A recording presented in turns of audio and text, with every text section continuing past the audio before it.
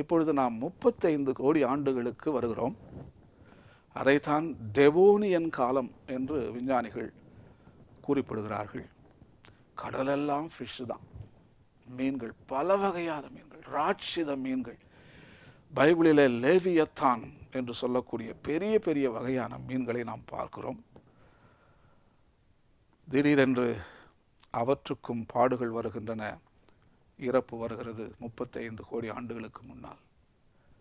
The great mass extinction, பெரிய இரண்டாம் உயிரின பேரழிவு. அந்த மீன்களும் பாடுகள், இறப்பை சந்திக்கின்றன. என்ன நடந்தது? கடல் நீர் விஷமாக மாறியது. அனாக்சியா என்று சொல்வார்கள்.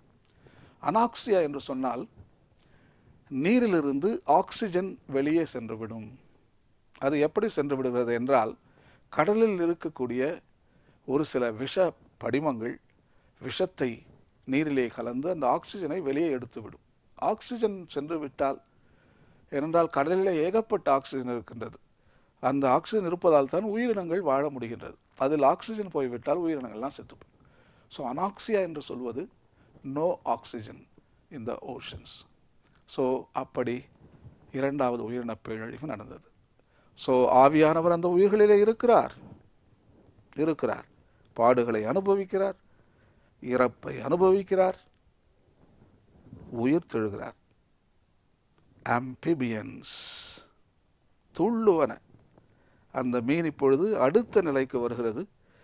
உயிர்ப்பு ஆல்வேஸ் மோர் காம்ப்ளெக்ஸ், இன்னும் அழகு வாய்ந்த, இன்னும் சக்தி வாய்ந்த ஒரு படிவமாக மாறுகிறது அந்த உயிர்ப்பு. ஸோ தவளைகள் வந்து விட்டன.